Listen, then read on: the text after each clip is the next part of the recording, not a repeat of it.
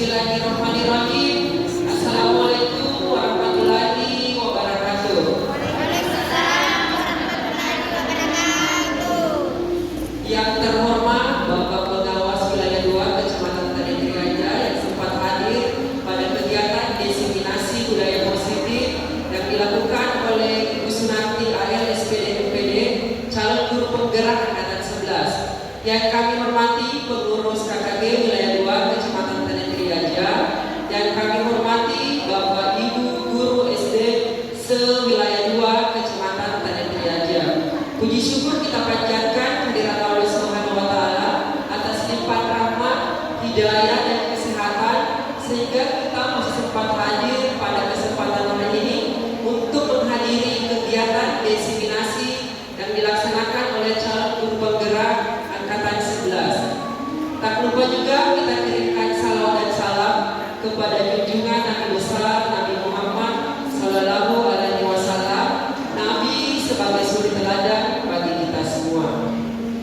Sebelumnya kami mengucapkan terima kasih atas kehadiran Bapak Ibu guru sekalian pada kesempatan hari ini, dan kami memohon partisipasinya pada kegiatan ini. Jadi pada sesi akhir nanti setelah Ibu Sunarti AL SPD memberikan atau memaparkan materinya, kami mengharapkan umpan balik dari Bapak Ibu guru sekalian terkait materi budaya positif yang dibawakan oleh Ibu Sunarti. Baik, acara selanjutnya pemaparan materi dari calon guru penggerak angkatan 11. Dalam hal ini dibawakan oleh Ibu Sunarti AL SPD MPD. Dengan ini kami mempersilakan. Waalaikumsalam warahmatullahi wabarakatuh. Bagusnya saya duduk apa berdiri, Bapak? Berdiri. Berdiri. Bagus kalau Sebelum saya berdiri. memaparkan materi pada hari ini, saya mau minta izin dulu kepada Bapak Ibu semua untuk waktunya sekitar 1 jam lebih. Lebihnya saya tidak tahu ya Bapak Ibu ya. Yes.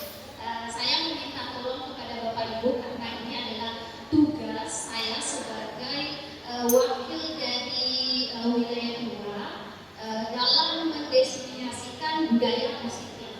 Mudah-mudahan dengan adanya kegiatan ini banyak guru yang tergerak untuk mengikuti guru penggerak ini. Oke, baik Bapak Ibu, kita lihat dulu budaya positif. Mungkin bagi Bapak Ibu semua itu masih asing kalau berbicara tentang budaya positif. Budaya positif itu selalu dikaitkan dengan disiplin positif. Nah, pada kesempatan ini saya akan memaparkan 4 pembahasan mengenai disiplin positif. Yang pertama, Bapak Ibu bisa lihat. Bapak Ibu bisa lihat di situ ada yang pertama makna dari disiplin. Kemudian teori motivasi. Yang ketiga 5 posisi kontrol. Yang keempat 5 kebutuhan dasar manusia. Jadi saya harapkan Bapak Ibu bisa memperhatikan dengan seksama, karena sebenarnya materi ini adalah sangat erat kaitannya dengan apa yang kita alami di sekolah. Nah, jadi setiap permasalahan yang biasanya tidak bisa kita ketemukan solusinya, ini ada pada pembahasan budaya positif. Dan ini sangat membantu bagi kami sebagai guru penggerak untuk mengatasi masalah yang kami hadapi di sekolah. Yang pertama itu adalah tentang disiplin positif dan nilai-nilai kebajikan universal. Mungkin sebelum saya lanjut, saya ingin bertanya kepada Bapak Ibu. Menurut Bapak Ibu, arti kata disiplin itu apa, Bapak Ibu? Mungkin ada satu orang yang bisa angkat tangan, yang bisa menjabarkan disiplin itu apa sih sebenarnya? Bagaimana Ibu nih? Susah diputar. Melaksanakan peraturan yang sudah ditetapkan. Ada pendapat yang lain? Patuh dan taat terhadap semua aturan yang berlaku. Iya, patuh dan taat terhadap peraturan yang berlaku.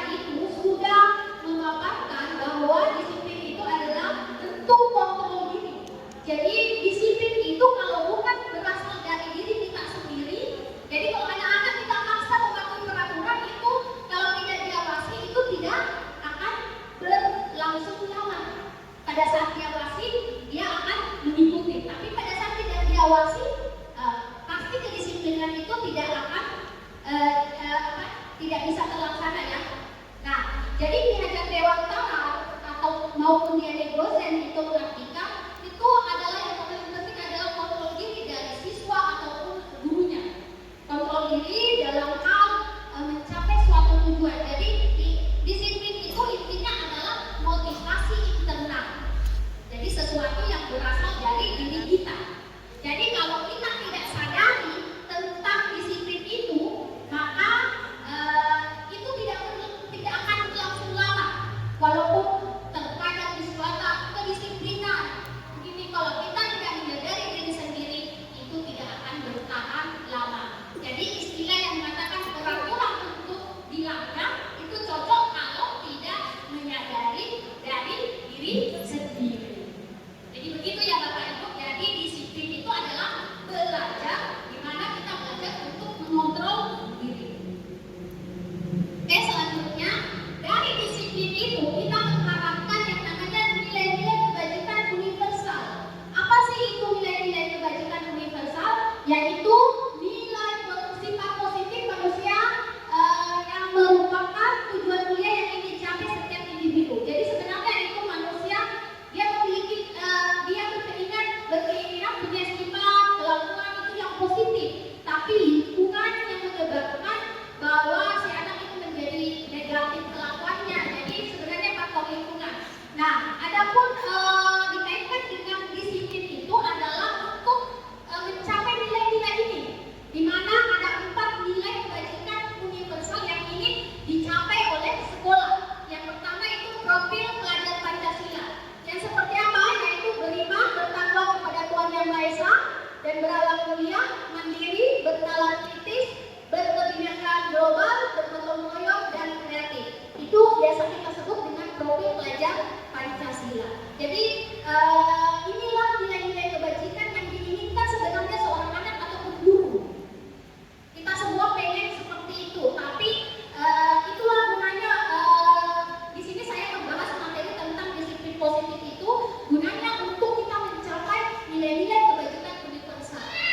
Jadi di sini banyak ya Bapak Ibu, ada yang dikatakan PYT.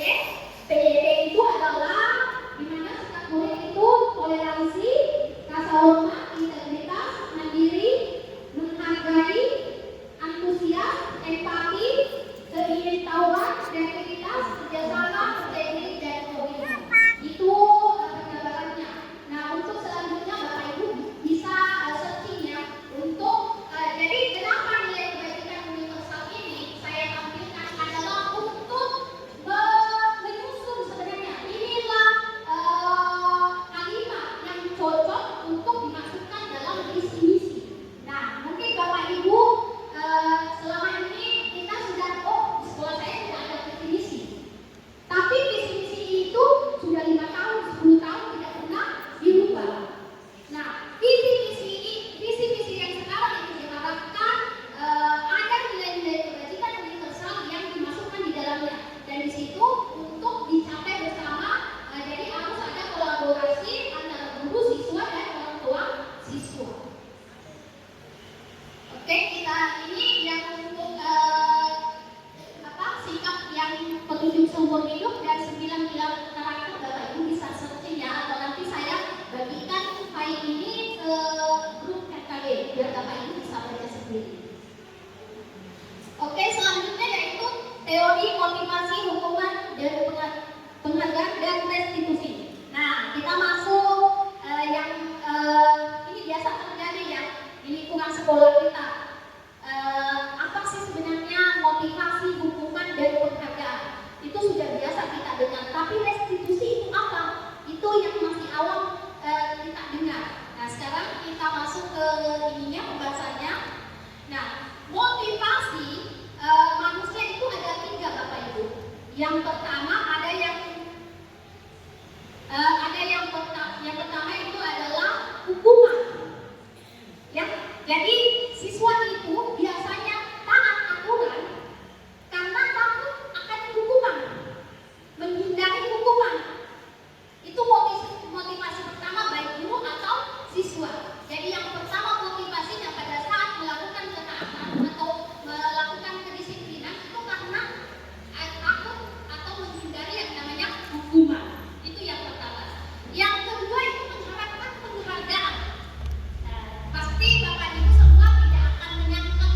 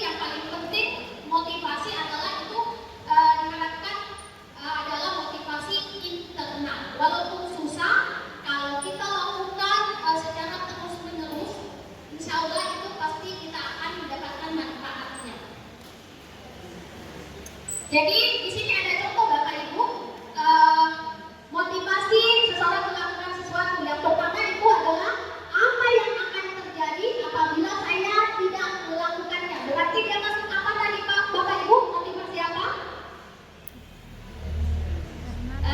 Di situ saya memang sudah disebut eksternal. Saya mau untuk tadi ada 3 ya, hukuman, penghargaan, dan motivasi internal. Dia masuk mana Bapak Ibu kalau apa yang akan terjadi apabila saya tidak melakukannya? Bahasa apa itu Bapak Ibu? Hukuman. Hukuman, ya betul sekali. Kemudian yang kedua, apa yang akan saya dapatkan apabila saya melakukannya? Ujian. Nah, pujian bisa juga penghargaan, berarti dia menginginkan sesuatu. Oke, yang ketiga, saya akan menjadi orang yang seperti apa bila saya melakukannya? Internal. Internal. Jadi itu berasal dari diri sendiri. Jadi dia sadar tanpa harus dihukum atau diberi penghargaan, dia sudah menyadari bahwa ini adalah tugas dan tanggung jawabnya. Nah, di sini Bapak Ibu, ada kenapa hukuman dan penghargaan itu tidak boleh selalu diberikan, apalagi terutama kepada anak didik kita. Yang pertama di situ adalah kalau misalnya kan siswa biasanya akan sama gurunya tiba-tiba diberikan hukuman, pasti merasa kecewa, pasti dia merasa yang tadinya guru itu adalah idola langsung merasa benci. Jadi ada perasaan tidak sukanya siswa karena adanya hukuman tersebut. Kemudian yang kedua, tidak nyaman untuk murid. Jadi ada perasaan tidak nyaman setelah ditegur atau dihukum. Kemudian yang ketiga, memang sih si korban mendapatkan keadilan, tapi bagi pelaku itu biasanya menghadirkan kebencian, rasa tidak suka. Kemudian itu anak-anak biasanya kenapa banyak anak-anak agresif ya, nakal, kemudian suka cari-cari perhatian, itu disebabkan karena mereka terlalu sering diberi hukuman. Itu Bapak Ibu. Oke, kita lanjut saja. Nah, di sini ada narasi Bapak Ibu. Saya ingin bertanya kepada Bapak Ibu, tapi sebelumnya saya akan bacakan narasinya. Saya ingin bertanya nantinya ini masuk apa? IPA bukan menguasai pelajaran matematika, sehingga pada saat pelajaran tersebut berlangsung, dia lebih banyak berdiam diri atau mendapat di buku pelajarannya. Pada saat guru matematikanya Pak Seno menanyakan pertanyaan, IPA menjadi gugup dan tak sengaja menjatuhkan tasnya dari kursi, serta tiba-tiba menjadi gagap pada saat berupaya menjawab. Seluruh kelas pun tertawa melihat perilaku IPA yang bicara tergagap dan terkejut tersebut. Pak Seno pada saat itu membiarkan teman-teman IPA menertawakan IPA yang tergagap dan malu luar biasa, dan malahan minta IPA untuk maju ke depan dan berdiri di depan kelas sambil menunjuk hidungnya karena tidak bisa menjawab pertanyaan Pak Seno. Kelas makin gaduh dan anak-anak pun tertawa melihat IPA di depan kelas memegang ujung hidungnya. Dia masuk apa tadi Bapak Ibu? Kalau narasinya seperti itu, masuk apa Bapak Ibu? Ya, jadi dia masuk hukuman Bapak Ibu, menghukum karena membiarkan siswa-siswanya menertawakan IPA, kemudian menyuruh IPA naik ke depan kelas. Nah, menurut Bapak Ibu apakah tindakan Pak Seno itu bagus atau tidak? Tidak. Kenapa tidak Bapak Ibu? Bagaimana tidak? Mungkin ada satu yang bisa mengajukan tangan. Ya, silakan. Jangan mempermalukan siswa. Jadi dampaknya itu anak-anak bisa seperti percaya dirinya hilang, kemudian merasa sedih, dan pasti yang paling fatalnya adalah membenci gurunya. Kalau anak-anak sudah membenci guru, otomatis mereka tidak suka pelajarannya. Nah, jadi di sini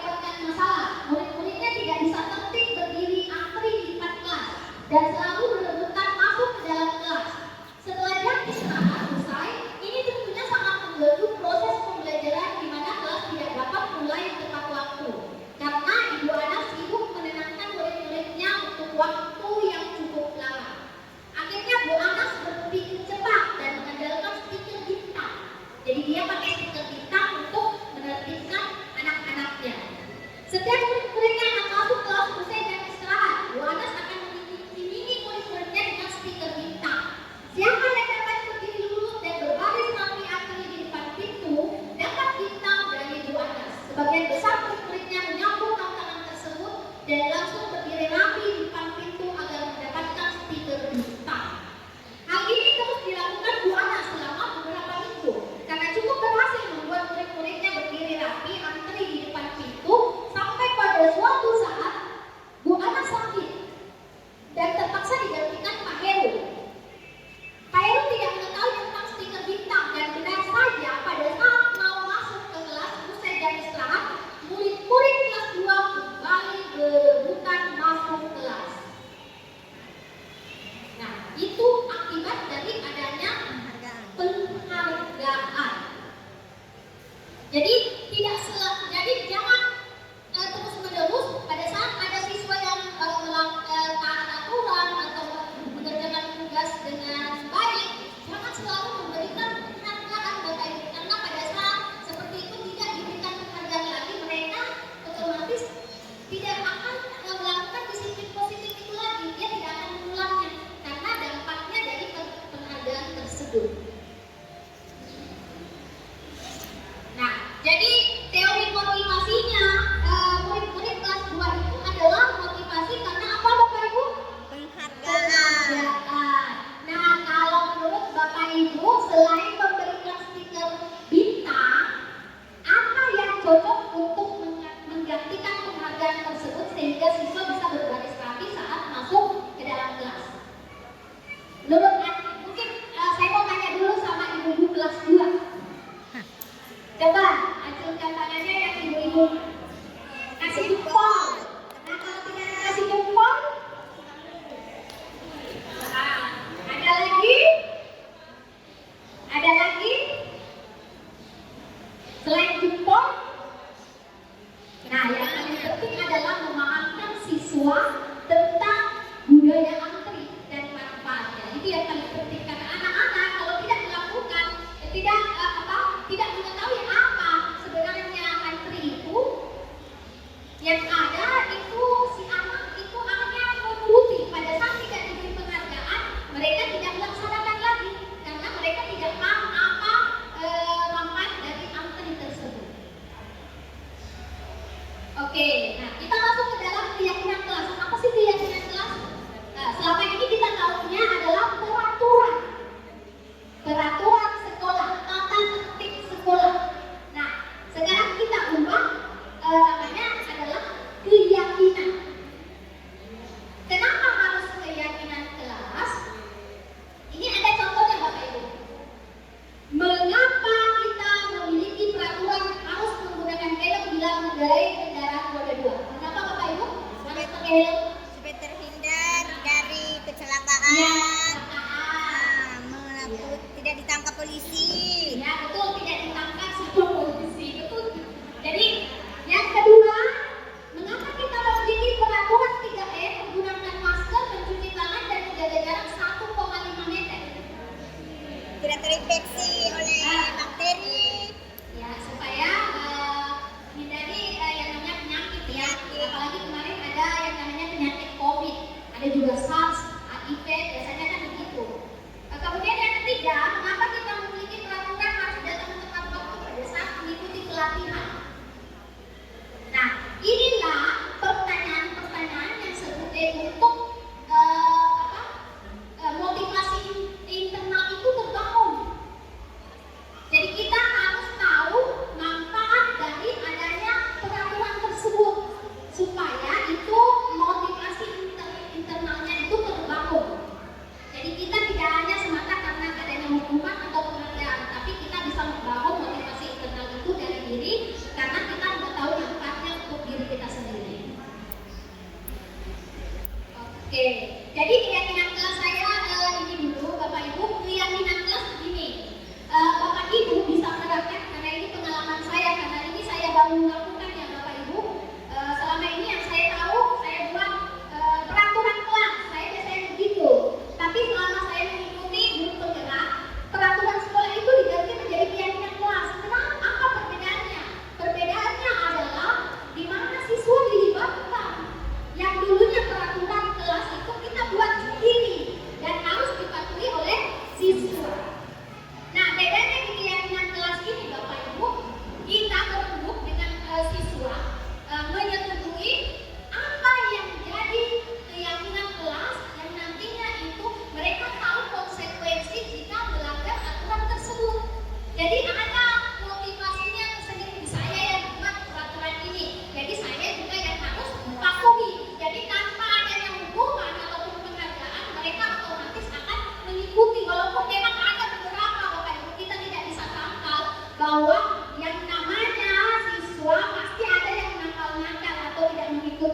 aturan.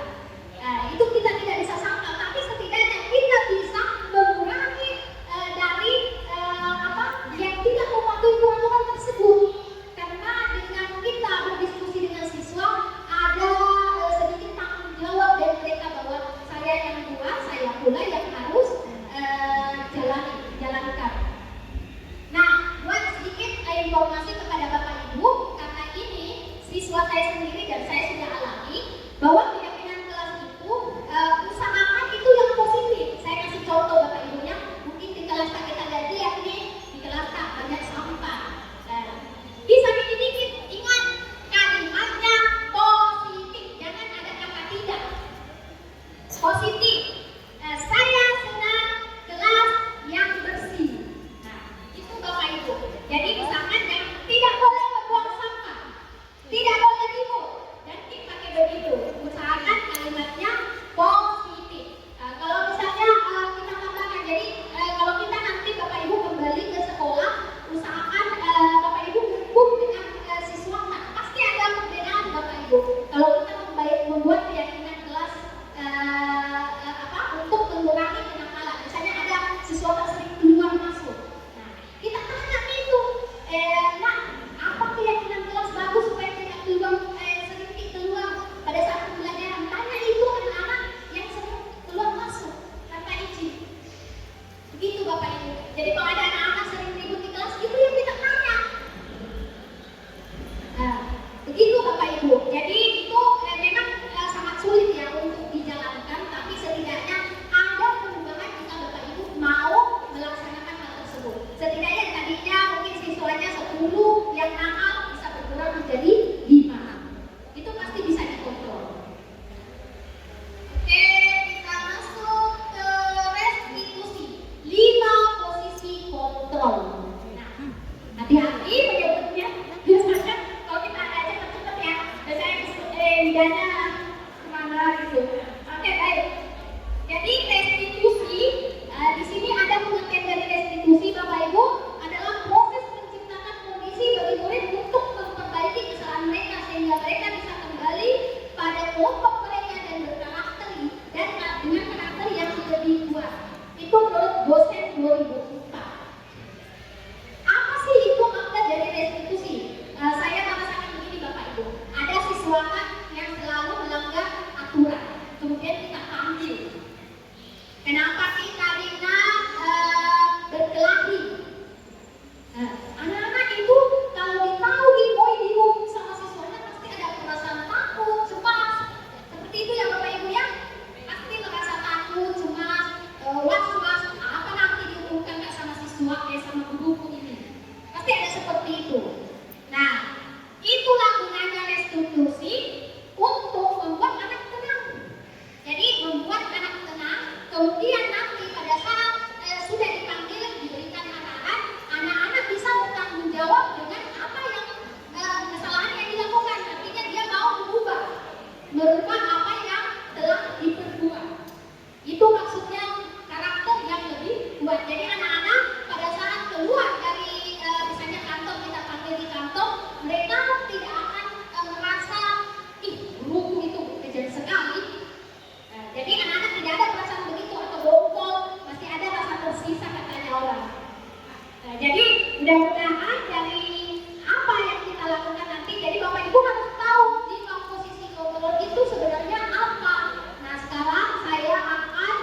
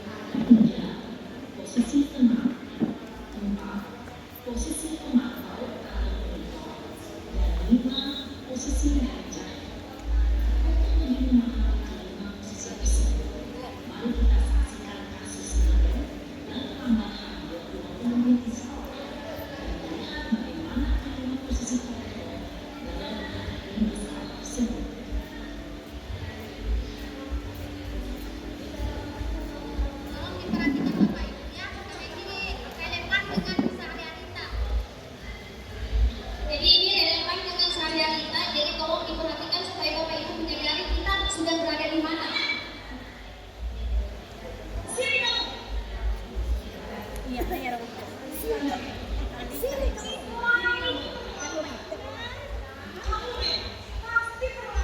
Enggak nyari ya.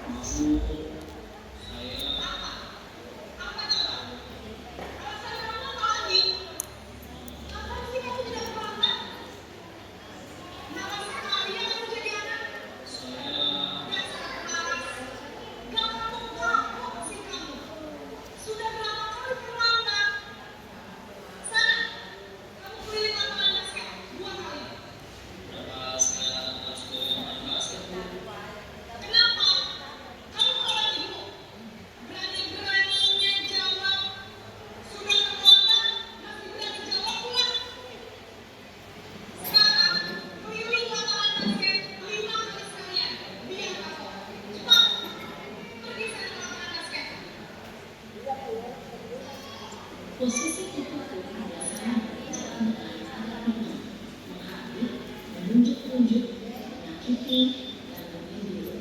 Hukuman bisa berupa fisik maupun psikis. Ibu dan bapak guru dampak dan penjara pada murid ketika guru berada pada posisi tertutup adalah murid cenderung akan memberontak, bahkan memarahi.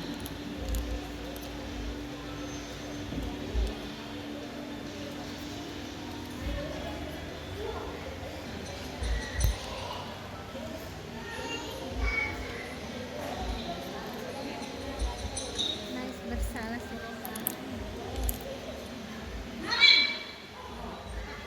Tidak pernah benar. Selalu salah dia.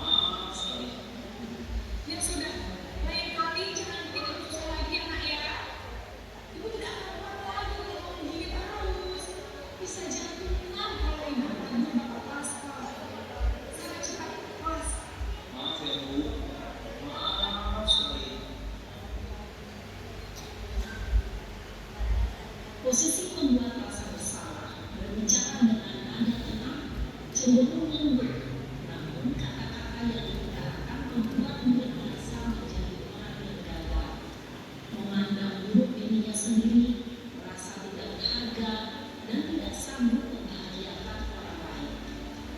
Ketika guru mengambil posisi membuat rasa bersalah, murid akan menganggap dirinya yang bersalah dan ia akan menyimpan emosi negatif tersebut pada dirinya.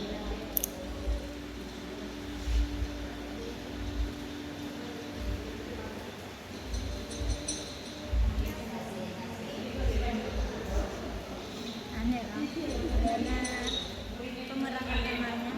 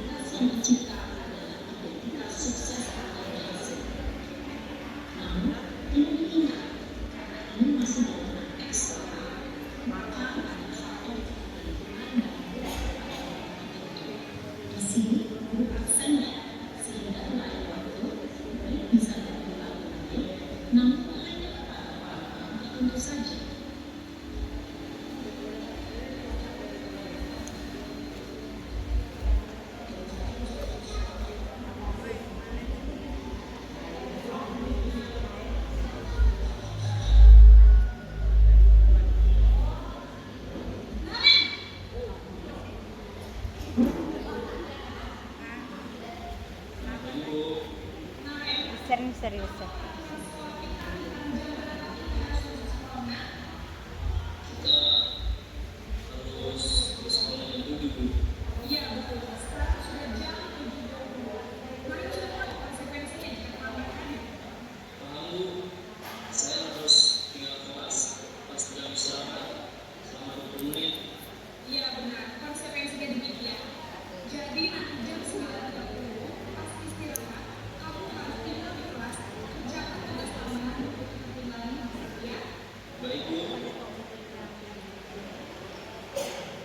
Posisi pemantau mengandalkan penghitungan atau data untuk mengontrol mulut. Guru mengarahkan murid berdasarkan aturan dan konsekuensi. Seorang pemantau menunjukkan bahasa tubuh dan ekspresi wajah yang datar dan cenderung formal.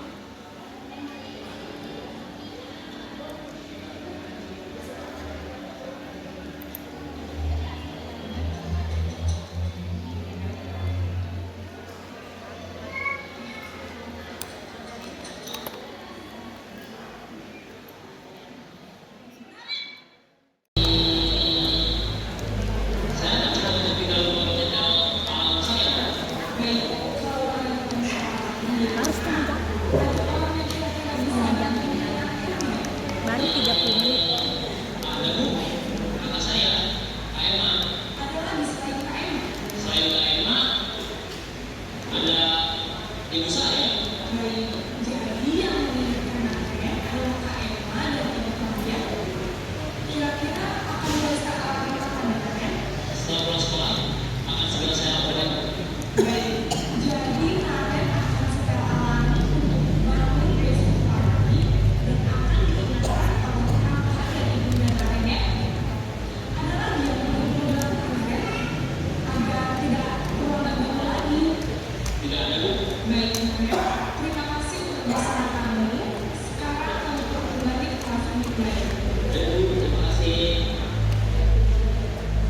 Posisi manajer adalah posisi kontrol yang disarankan untuk memimpin murid memiliki sikap disiplin yang positif, yaitu murid yang mandiri, bertanggung jawab, dan dapat memecahkan masalah. Tujuan dari posisi ini adalah agar murid dapat berefleksi atas tindakannya. Guru akan lebih terus memberikan pertanyaan-pertanyaan sehingga murid dapat belajar dari kesalahannya dan mencari sebuah solusi untuk menyelesaikan. Ibu dan bapak guru yang baru. Bapak Ibu. Jadi di situ tadi kita sudah menyaksikan video tentang 5 posisi kontrol dari guru. Saya mau tanya ulang lagi karena sudah banyak yang ngantuk-ngantuk saya lihat. Oke, yang pertama apa tadi posisi kontrol yang pertama Bapak Ibu? Penghukum. Jadi kalimat penghukum itu seperti apa biasanya Bapak Ibu? Jadi kalimatnya itu biasanya kata-kata yang kasar. Jadi kadang mengeluarkan kata kasar, Suara tinggi, ya suara tinggi. Ada lagi? lemah lembut. Enggak, belum Ya. enggak lembut. Jadi itu biasanya identik ya kalau penghukum itu, guru yang penghukum itu baru melihat siswanya sudah teriak nih, naik suaranya 2 oktav. Ya, biasanya begitu, baru kalimat yang keluar dari mulutnya itu biasanya yang kasar dan langsung menghati siswa. Jadi kira-kira Bapak Ibu, apa Bapak Ibu masuk ke dalam posisi kontrol ini? Masuk. Kadang-kadang, oke.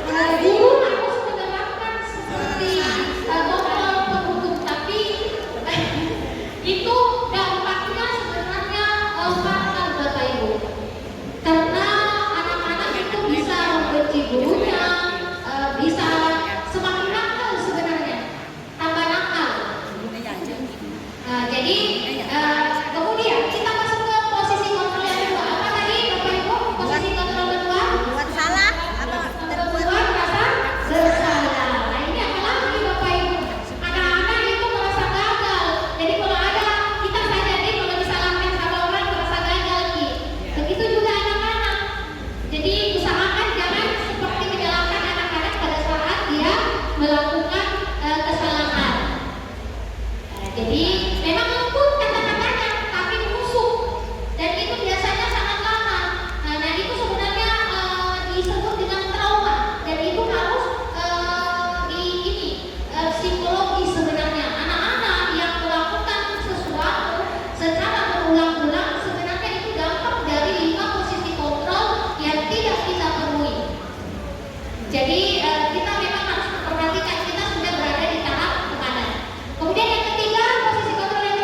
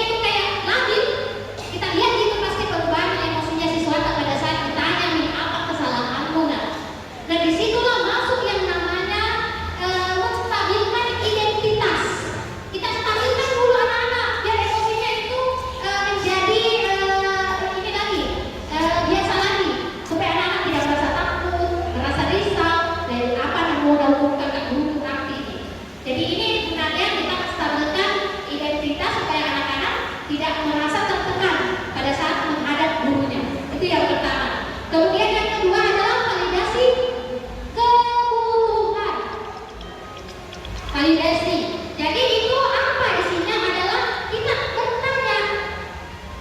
Contohnya di sini, kamu punya alasan mengapa melakukan itu. Tanyakan Ki alasannya dulu, jangan hakimi siswata. Tanya kenapa Ki begitu nak? Kenapa bisa seperti itu? Kalau misalnya bilang ibu saya itu si tidak biarkan Kak duduk di situ. Jadi kita bilang kenapa Ki mau duduk di situ? Tanyakan Ki alasannya secara mendalam. Pasti anak akan mengalir ceritanya itu supaya kita tahu akan masalahnya. Nah setelah itu masuklah yang namanya menanyakan keyakinan. Keyakinan itu tadi sudah saya jelaskan ya Bapak Ibu tentang sama artinya peraturan, tapi bedanya keyakinan itu adalah di mana itu disetujui bersama oleh siswa. Jadi tanya nih kalau sudah ditanya alasannya, tahu konsekuensinya akibat dari perbuatan tak, tapi jangan dikasih hukuman. Tanya nih, bilang apa yang kamu lakukan untuk memperbaiki kesalahan tak. Jadi tanyakan nih, kalau dia suka terlambat, apa solusinya supaya tidak terlambat lagi? Nah itu lebih menurut saya itu lebih bagus kita mencari solusi daripada menghakimi siswa. Jadi di sini Bapak Ibu yang terakhir, mari kita nonton supaya tidak mengantuk. Sebelum ini yang terakhir ya Bapak Ibu, contoh video segitiga restitusi. Ini yang terakhir Bapak Ibu, bertahanlah.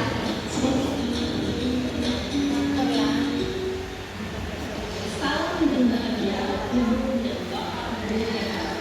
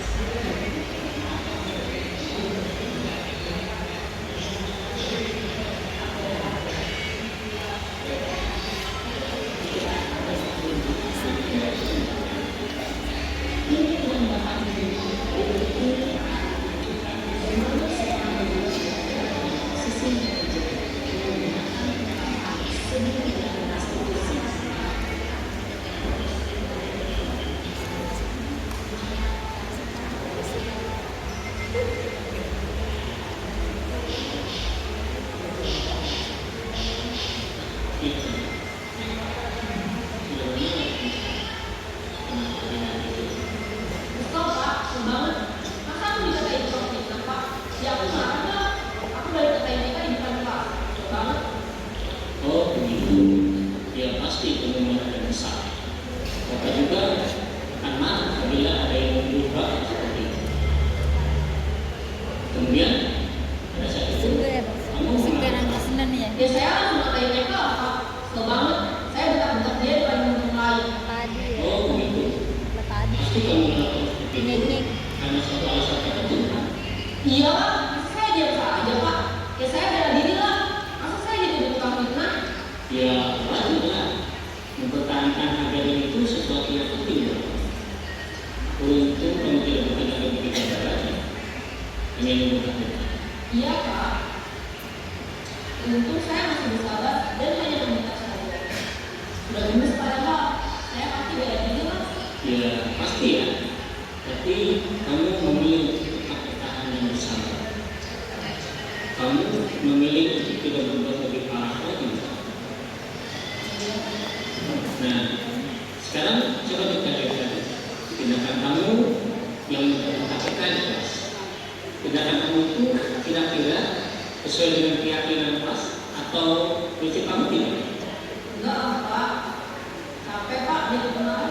Jadi keyakinan atau prinsip mana yang sesuai dengan keinginan kamu? Ya, saya sebenarnya sangat menghargai orang lain. Mungkin saat itu saya menjadi emosi, jadi tidak mengingat sikap itu. Kamu yakini tidak? Menghargai orang lain itu penting bagi. Yakin lah, Pak. Iya, setuju. Kita harus saling menghargai. Namun ada juga keyakinan yang disepakati yang perlu kita jaga. Apabila kita ya saya bisa lebih aktif mulai dengan diri sendiri. Saya bisa jadi lebih sabar, Kira-kira kamu bersedia memperbaiki masalah ini? sedia Pak. Kalau kamu memperbaiki masalah ini, kamu akan menjadi orang seperti apa? Saya menjadi orang yang bertanggung jawab kali ya Pak. Dan senantiasa proaktif. Iya. Menurut kamu, bagaimana rasanya menjadi orang seperti itu? Ya nyaman lah, bangga bisa bersabar. Baiklah kalau begitu. Yuk kita pikirkan bagaimana memperbaiki masalah ini.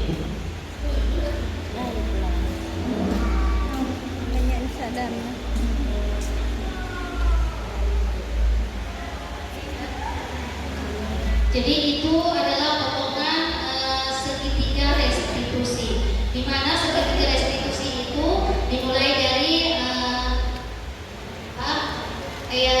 menstabilkan identitas, kemudian validasi kebutuhan, kemudian terakhir menanyakan keyakinan. Nah, kalau mungkin Bapak Ibu bisa bertanya, oh kalau siswaku tidak berlaku yang seperti itu, banyak pasti. Itu kan video. Nah, tidak apa-apa Bapak Ibu, kita coba dulu. Siapa tahu ada anak-anak yang mau dikasih begitu. Nah, kalaupun nanti ada Bapak Ibu kita ketemu anak-anak yang ternyata tidak berlaku segitiga restitusi itu, barulah kita mencari kebutuhannya sebenarnya apa yang tidak terpenuhi. Dan biasanya itu berasal dari rumah. Bisa nih komunikasi dengan orang tua. Biasanya ada lagi kita dapatkan kendala bahwa orang tua tidak mau bekerja sama. Nah, itu yang memang kita harus bangun komunikasi dengan orang tua agar permasalahan siswa itu bukan cuma ada di pundak guru. Karena sekarang saya lihat orang tua banyak yang acuh, tidak peduli apa yang terjadi di sekolah. Itu kan katanya tugasnya guru. Jadi memang dibutuhkan komunikasi yang baik antara orang tua dan guru supaya kita bisa berbicara bagaimana sih kelakuan anak di sekolah. Kemudian kalaupun mereka ada melakukan pelanggaran secara terus-menerus dan tidak mampu ditangani oleh sekolah, barulah kita saling kolaborasi dengan orang tua untuk menganalisis sebenarnya apa yang terjadi. Karena kasihan Bapak Ibu, anak-anak itu adalah generasi penerus bangsa. Nah, kalau anak-anak kita itu rusak, kira-kira bagaimana kalau mereka yang memimpin nantinya? Kita tidak sadar, biar begitu. Tapi kalau dia jadi pemimpin nantinya, nah sebenarnya secara tidak langsung kita yang rusak. Jadi kalau mau cari sebenarnya pahala, itu memang kita harus begitu. Kalau misalnya memang berat, kita mulai tahap demi tahap. Dan itu yang saya lakukan sekarang bersama teman-teman guru penggerak untuk mengubah mindset guru. Nah, inilah gunanya diseminasi ini untuk menyalurkan atau memperlihatkan kepada bapak guru yang tidak bisa mengikuti guru penggerak bahwa budaya positif ini seperti ini. Jadi kita saling berbagi lah. Karena kenapa?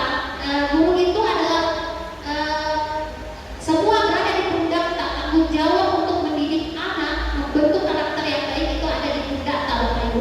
Makanya guru itu adalah pahalanya sangat besar. Dia walaupun kita meninggal nanti itu mengalir terus-menerus selama siswa yang kita bina itu karakternya baik. Itu akan mengalir ke kita karena karakter itu terbentuk, yang membentuk adalah lingkungan dan salah satunya itu adalah guru. Jadi kalau ada siswa yang bermasalah di rumah, minimal jangan menambah masalah di sekolah. Setidaknya anak-anak punya rumah. Saya mau bercerita ke sini. Kalau dia tidak dapatkan di orang tuanya, dia bisa bercerita ke guru. Setidaknya ada yang menjadi kenangan. Oh, guruku itu baik. Dulu ada masalahku, dia yang kasih solusi. Jadi seperti itu sebenarnya yang kita harapkan, dan mudah-mudahan adanya diseminasi itu bisa mengubah mindset Bapak Ibu semua untuk melakukan hal yang tadinya yang kita anggap itu benar,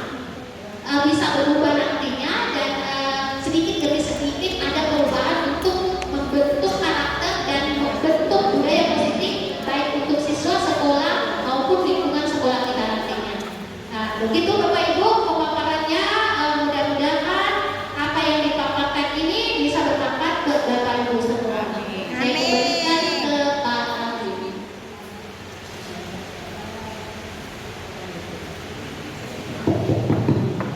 Baik, terima kasih. Itulah tadi pemaparan materi dari budaya positif yang dibawakan oleh Ibu Sunarti AN SPDMPD, calon guru penggerak angkatan 11. Bagaimana Bapak Ibu, masih semangat? Semangat.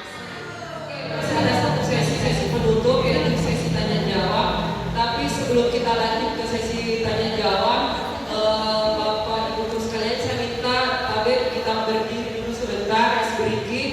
Setelah itu kita sesi tanya jawab, kemudian penutup. Karena saya tahu kalau siang-siang begini, saya apresiasi sekali yang bertahan pada siang hari ini.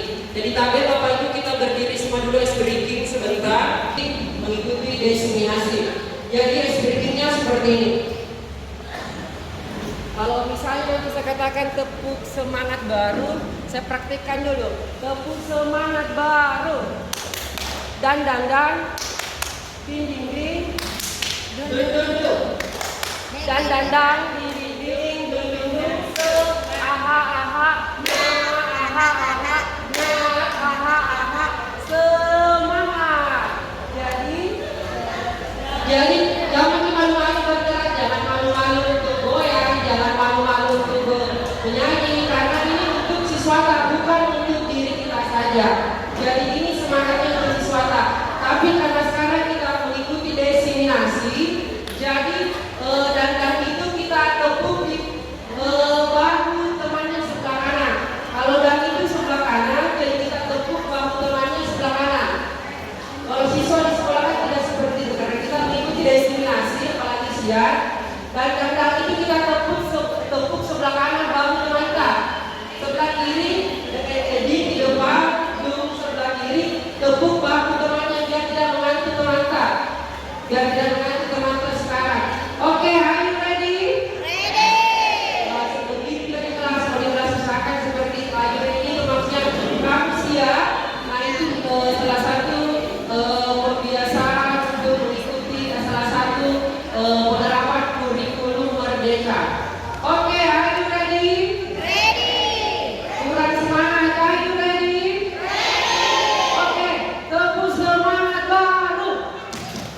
Dan ding ding ding, dun dun dun. Dan ding ding ding, dun dun dun.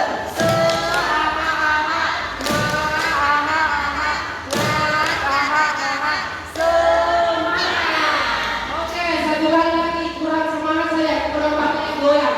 Once again, satu kali lagi, tepuk semangat baru. Dan ding ding ding, dun dun dun. Dan ding ding ding, dun dun dun.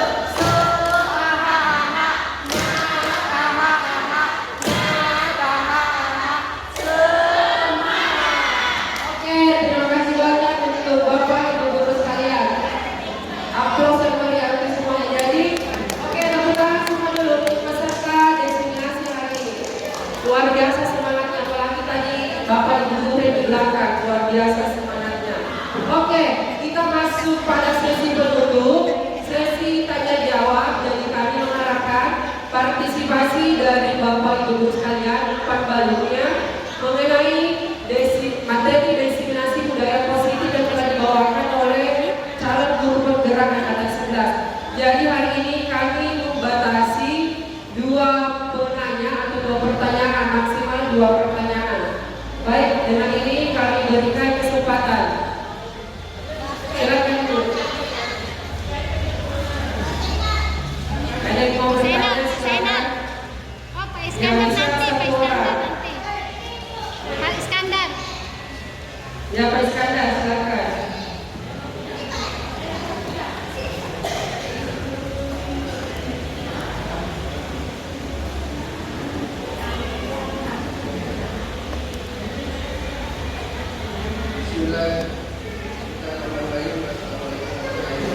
Waalaikumsalam warahmatullahi wabarakatuh.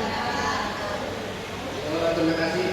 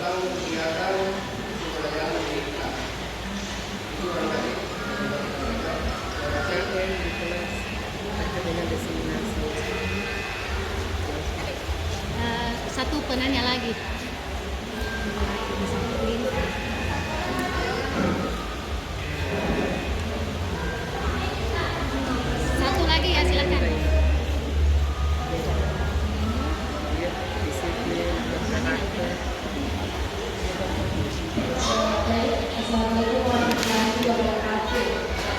Waalaikumsalam warahmatullahi wabarakatuh.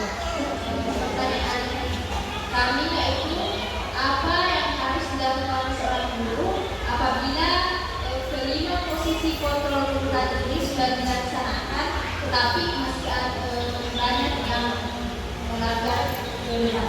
Terima kasih.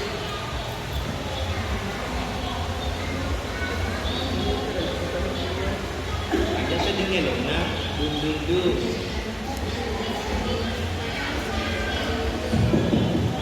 Baik, terima kasih atas pertanyaan yang pertama dari Pak Iskandar, guru dari SDN Tilema, tidak bisa menghafal nama sekolahnya. Kemudian yang kedua dari Ibu Fatia, guru SDN Cilegon.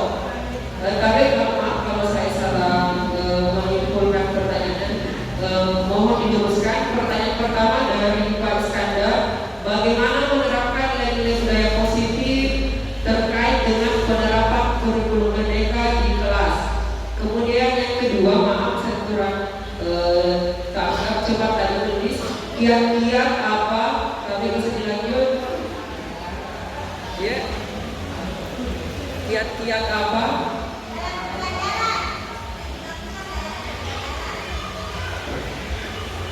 ya, kiat-kiat atau langkah-langkah dalam pendapatan akan terhadap siswa, dan siswa tidak semua sama dengan tahapan.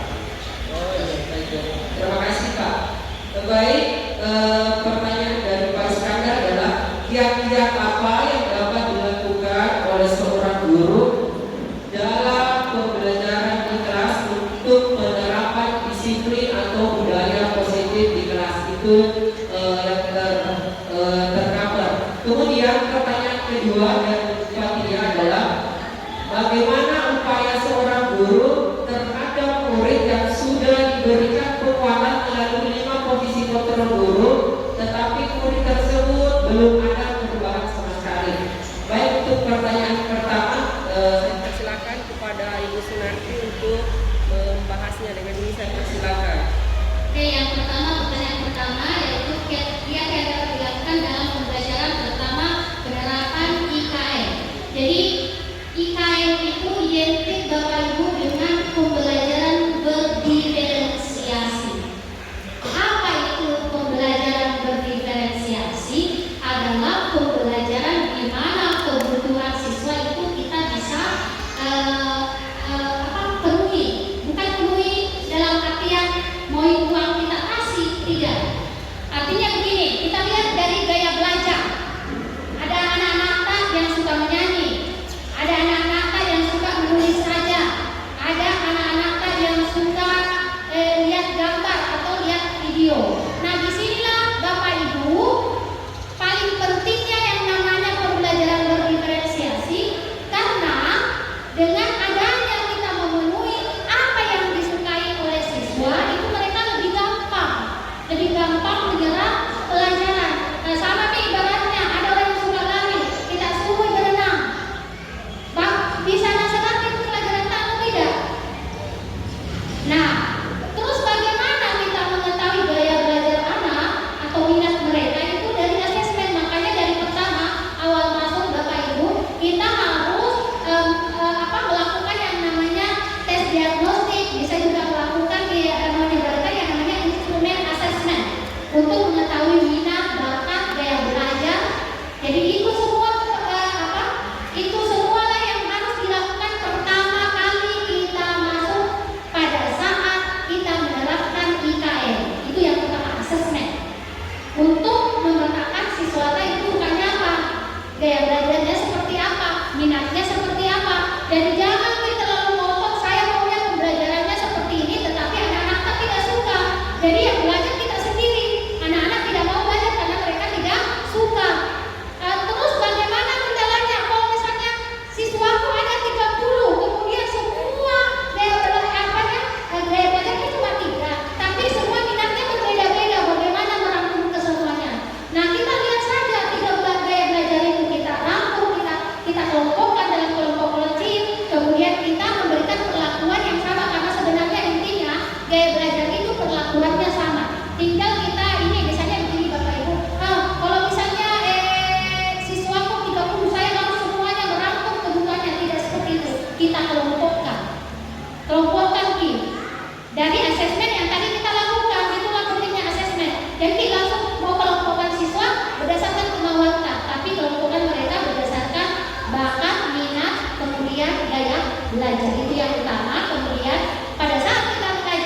dibagi ada kelompok anak-anak yang suka bergerak, kelompok anak-anak yang suka bercerita, kelompok sesama anak-anak yang suka menulis.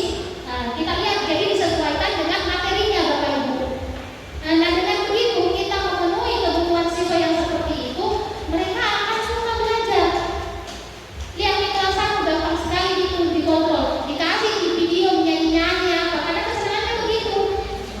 Ada juga kalau dikasih tip, mereka sebenarnya suka sekali mengeksplor, suka melakukan penelitian, tapi itu tidak kita lakukan.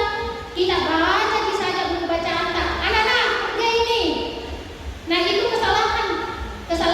Jadi kita harus sadari kenapa siswa itu tidak memahami pelajaran, karena mereka tidak sesuai dengan minatnya. Sama ini dengan Bapak Ibu, dipaksa nih menari, tidak tahu nih menari, disuruh nih berenang, tidak tahu nih berenang, bagaimana kira-kira?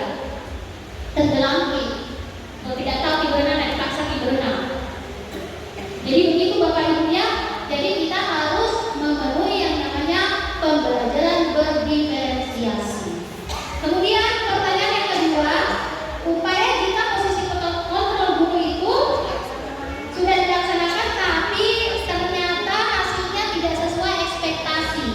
Nah, itu seperti yang saya bilang tadi Bapak Ibu, walaupun kita sudah menerapkan posisi kontrol 3, 4, 5, tapi ternyata tidak sesuai ekspektasi kita kembali lagi. Anak-anak itu butuhnya sebenarnya apa?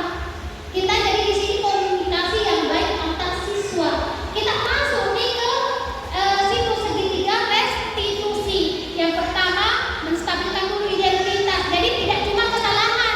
Jadi segitiga restitusi itu tidak cuma untuk anak-anak yang melakukan kesalahan, tapi bisa juga kita mencari misalnya anak-anak lamban belajar. Nah, kita bisa juga menerapkan sebenarnya segitiga restitusi, tapi dengan bahasa yang berbeda, karena anak-anak ini tidak melakukan kesalahan, cuma pemenuhan kebutuhannya yang tidak terpenuhi. Jadi banyak-banyak berbicara dengan siswa untuk mengatasi masalah yang yang tidak terselesaikan dengan posisi kontrol. Yang kedua itu adalah kita harus kerjasama dengan orang tua Bapak Ibu. Tanya nih anak di rumah, anaknya di sekolah tidak bisa membaca. Kenapa memang di rumah? Jadi kita bisa, jangan cuma grup WA. Itu nih sebenarnya maaf Bapak Ibu. Itu nih sebenarnya merusak grup WA, karena sosialisasi kita atau intens pertemuan kita dengan orang tua yang menjadi berkurang karena adanya grup WA. Yang dulunya orang tua itu datang ke sekolah bertanya tentang bagaimana proses anaknya di sekolah mendapatkan pelajaran. Sedangkan sekarang itu tidak ada. Apalagi kalau orang tua ada masalah siswanya kenceng-kenceng di WA, dia tidak berani datang. Itu nih karena komunikasi kita yang kurang dengan orang tua. Itu nih sebenarnya masalah yang paling berat ketika kita tidak bisa menyelesaikan masalah si anak, tapi kita mau bersikeras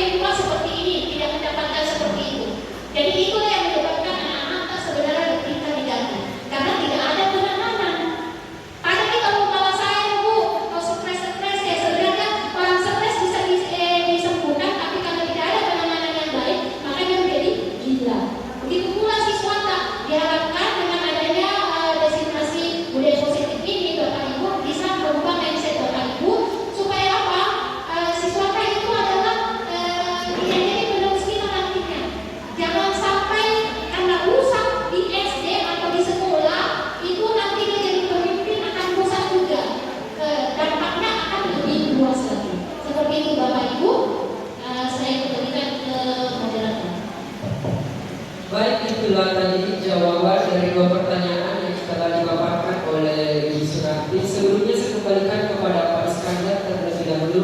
Bagaimana Pak? Oke, siap. Ibu Fatia, alhamdulillah, terima kasih. Sekali lagi kami mengucapkan terima kasih atas partisipasi dan kerjasama dari Bapak Ibu guru sekalian untuk menjadi peserta dari kegiatan diseminasi budaya positif dan dilaksanakan oleh Ibu Sunarti KN SPD MPD calon guru penggerak angkatan 11 Kabupaten Baru. Satu pesan dari saya untuk kita bawa pulang ke rumah, bawa pulang ke sekolah masing-masing, yaitu tergerak, bergerak dan menggerakkan. Wabillahi taufiq